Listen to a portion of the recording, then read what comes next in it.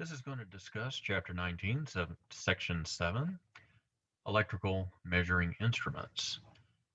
An ideal behavior for a meter is for it to measure the circuit quantities of interest without changing or disturbing them. So how do we do that? An ammeter always measures the current passing through it. An ideal ammeter would have zero resistance so that including it in a branch of a circuit would not affect the current. You don't want to change the current, you just want to see what it is. A voltmeter always measures the potential difference between 2 points. An ideal voltmeter would have infinite resistance so that no current would flow through it. So let's take a look here at what these things look like. Many common devices, including car instrument panels, battery chargers, and inexpensive electrical instruments, measure potential differences, current or resistance, using a device containing a pivoted coil of wire placed in a magnetic field of a permanent magnet.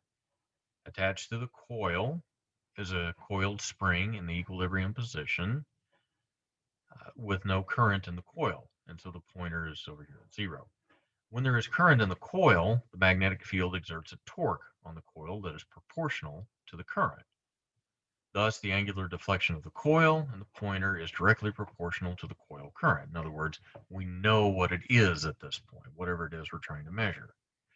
So the device can be configured to measure current, in which case it's known as a galvanometer or an ammeter. It can also be configured to measure voltage, in which case we'll call it a voltmeter. So we've already kind of gone through some of the discussions here. For greater precision and mechanical ruggedness, pivoted coil meters have been replaced by electronic instruments with digital readouts. The devices are more precise, stable, and mechanically rugged, and often more expensive than the older devices. Digital voltmeters can be made with very high internal resistance, on the order of 100 mega ohms. And this is a voltmeter that can measure voltage, current, and resistance over a large range.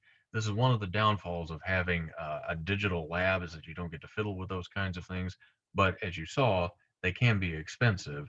And so in a format like this, while you don't get to play with the actual instruments or build the things, it does uh, come with a benefit of not having the school to have to pay for these things. So it's kind of a catch-22.